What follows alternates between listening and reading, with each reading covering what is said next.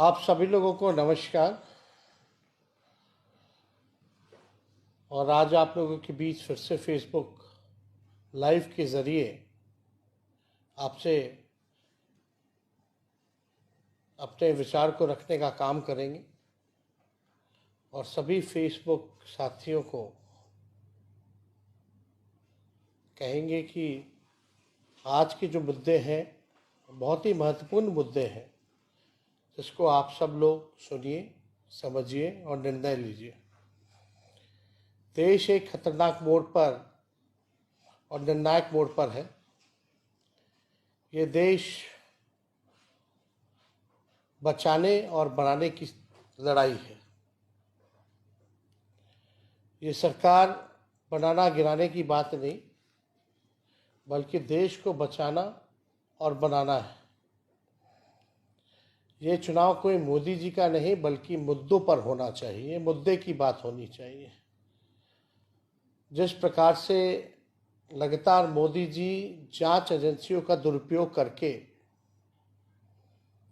और जांच एजेंसियों की मदद से देश पर आपातकालीन अघोषित इमरजेंसी थोप रहे हैं, झूठे केसों में लगातार मुख्यमंत्रियों को जेल भेजा जा रहा है, तो आप समझ सकते हैं कि कल ये जीत गए तो किसान, कर्मचारी और व्यापारी को क्या समझेंगे। इसलिए आप सब लोगों से यही अपील करते हैं कि अपने विवेक से निर्णय लीजिए, नहीं तो आने वाली पीढ़ियों को जो है काफ़ी नुकसान होगा। तानाशाही पूरे देश में है और इसका तलवार से नहीं, बल्कि वोट के चोट से आप लोग जवाब देने का काम कीजिए। हम लोग लगातार आप लोगों के बीच आते हैं, मुद्दे की बात करते हैं, गरीबी की बात करते हैं, बेरोजगारी की बात करते हैं, हम लोग किसान मजदूर की बात करते हैं, विकास की बात करते हैं, भाईचारे की बात करते हैं। लेकिन मोदी जी कभी भी पढ़ाई, दवाई, कमाई, सिंचाई, कार्रवाई, सुनवाई की बात नहीं करते। लगातार मोदी जी और भाजपा के लोग जो हैं उन विषयों को नहीं छूते हैं, क्योंकि उनके पास कोई जवाब नहीं है। वो लगातार इधर उधर की बातें करेंगे, हम लोगों को गालियां दिया जाएगा। उसके अलावा 2014 से अब तक उन्होंने कुछ नहीं किया। आज हम लोग आपके बीच में कुछ आंकड़े भी रखेंगे बेरोजगारी को लेकर के। अपने आप से आप लोग पूछिएगा कि मोदी जी के 10 वर्षों में क्या महंगाई चरम पर नहीं है? गरीबी इतनी बढ़ गई है कि मोदी जी स्वयं कह रहे हैं कि 80 करोड़ लोगों को वो अनाज बांट रहे हैं। आप समझिए, देश की आधी आबादी से भी ज़्यादा यानी 80 करोड़ लोगों को खुद मोदी जी मान रहे हैं, स्वीकार कर रहे हैं कि वो अनाज बांट रहे हैं। हालांकि मोदी जी के समय से अनाज बांटने की शुरुआत नहीं हुई है, ये तो कांग्रेस के ज़माने से ही अनाज लोगों को बांटा गया। लेकिन आज गरीबी इतनी चरम पर है, बढ़ गया है कि 80 करोड़ लोगों को जो है अनाज बांटा जा रहा है। बेरोजगारी इतनी बड़ी है, इसलिए विगत 46 वर्षों में बेरोजगारी ने अब तक का रिकॉर्ड तोड़ दिया। आप देखेंगे, भयानक आंकड़े मेरे सामने हैं। इंटरनेशनल लेबर ऑर्गेनाइजेशन यानी ILO, यानी हिंदी में हम कहें तो अंतर्राष्ट्रीय श्रम संगठन और इंस्टीट्यूट ऑफ ह्यूमन डेवलपमेंट की बेरोजगारी की रिपोर्ट और ताज़ा आंकड़ों में मुताबिक आज देश के बेरोजगारों में से 83% युवा है, यानी 83% जो है युवा है। पढ़े लिखे युवाओं में बेरोजगारी दर जो है 65.5% है, यानी जो पढ़े लिखे युवा हैं उसमें भी 65% है। ग्रामीण क्षेत्रों में सिर्फ, देखिएगा, गांव में आत्मा बस्ती है, ग्रामीण इलाकों में सिर्फ 17.5% युवा के पास काम है। यानी भारत की आत्मा जहां गांव में बसती है, 82% युवा गांव के हमारे देश में बेरोजगार है। आज तक मोदी जी ने इन आंकड़ों के बारे में नहीं बताया। हम आपको बताना चाहते हैं, और ये कोई मेरा आंकड़ा नहीं है, ये ILO का आंकड़ा है। और आप लोगों को समझना पड़ेगा, अपने विवेक से काम करना पड़ेगा। मुद्दे पर चुनाव होना चाहिए, ना कि किसी एक व्यक्ति की बात है। इसलिए मोदी जी कहते हैं लगातार 400 पार की बात करते हैं, लेकिन मोदी जी ना नौकरी की बात करते हैं, ना रोजगार की बात करते हैं, ना छात्र नौजवान की बात करते हैं, ना किसान मजदूर की बात करते हैं, ना गांव और गरीब की बात करते हैं। मोदी जी ना शिक्षा स्वास्थ्य के बारे में बात करते हैं, स्कूल अस्पताल के बारे में नहीं बात करते। फिर किस बात पर देश की जनता 400 पार करेगी? अगर मोदी जी मुद्दे पर बात नहीं करेंगे तो 400 क्या, 100 भी पार नहीं हो पाएगा। इसलिए मोदी नहीं, मुद्दे की बात होनी चाहिए।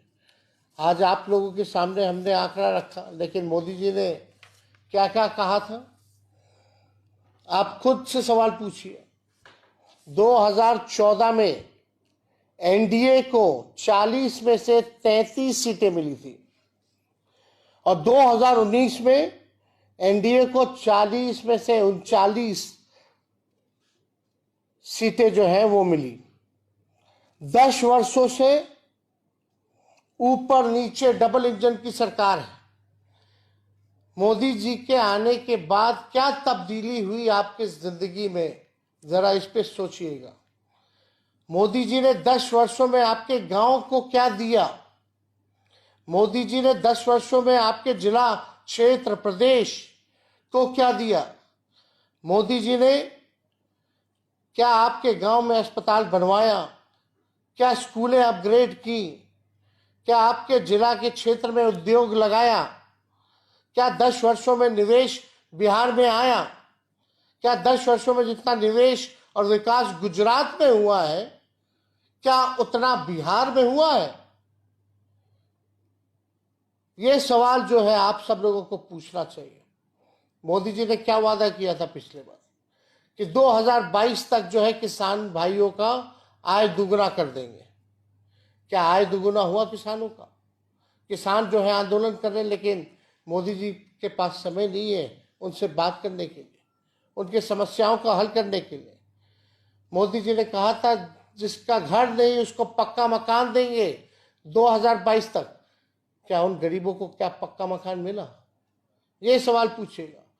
मोदी जी ने कहा था स्मार्ट सिटी जो है वो बनाने का काम करेंगे। क्या आपका पटना या बिहार में जो चुने गए थे स्मार्ट सिटी के नाम पर, क्या वो शहर स्मार्ट बने? ये सवाल पूछिए। स्थानीय मुद्दे, 2 करोड़ नौकरी की बात उन्होंने कही थी, 10 साल में 20 करोड़ हो जाता। कितनों को मोदी जी ने सरकारी नौकरियां देने का काम किया? सरकारी नौकरी तो छोड़िए, जो पदे जो रिक्त हैं उसको भी भरने की कवायद शुरुआत नहीं की गई। जो भारत सरकार में 15-15 लाख रुपए क्या खाते में आए? किसानों की आय दुगुना नहीं हुआ। प्रधानमंत्री आदर्श ग्राम का क्या हुआ? क्या हमारी गंगा को साफ करने का वादा किया था इन्होंने, क्या गंगा साफ हुई? पेट्रोल, डीजल, गैस सस्ती हुई या और महंगा हो गया? सब्जी दाल सस्ता हुआ कि नहीं हुआ? महंगाई बढ़ी या घटी, ये विचार कीजिए। बेरोजगारी कम हुई कि बढ़ी, ये विचार कीजिए। गरीबी बढ़ी कि घटी, ये आप लोग सोचिए। अग्निवीर का क्या हुआ? अग्निवीर में जो सेना, रेलवे में सबसे ज्यादा बहालियां मिलती थी, उसको जो है निजीकरण जो है कर दिया गया, 4 साल के कॉन्ट्रैक्ट पे दे दिया गया। नोटबंदी से किसका फायदा हुआ? ये जो है आप लोग बताइए और सोचिए। बोलते हैं देश का चुनाव है, हम बताना चाहते हैं, जब तक गांव का, आपके गांव का विकास नहीं होगा, जब तक आपके प्रखंड का विकास नहीं होगा, जब तक आपके जिले का विकास नहीं होगा, जब तक आपके प्रदेश का विकास नहीं होगा, तब तक देश का विकास नहीं हो सकता। इसलिए इन सारी बातों को हमने आपके समक्ष रखा है और आप लोग सोच विचार करके वोट देने का काम कीजिएगा। जो लोग बड़ी बड़ी बातें करते हैं, झूठ अफवाह फैलाते हैं, भाई को भाई से लड़ाते हैं, धर्म को धर्म से लड़ाते हैं, इनका केवल एक ही एजेंडा है कि बिना काम किए हुए समाज को बांटो, लड़ाओ, नफरत पैदा करो ताकि उनका काम निकल जाए। लेकिन आप सब लोग, बिहार के लोगों से अपील है, आप सब होशियार लोग हो, सामाजिक राजनीतिक तौर पर आप लोग काफी मजबूत हैं, इनके छलावे में नहीं आना है। इन्हीं चंद शब्दों के साथ आप सब लोगों का फेसबुक पर हम स्वागत करते हैं और आप लोगों का धन्यवाद करते हैं। फिर बीच बीच में आप लोगों के बीच आकर के अपनी बात को हम रखेंगे। आप सब लोगों को बहुत बहुत धन्यवाद आज जुड़ने के लिए। जय हिंद, जय बिहार।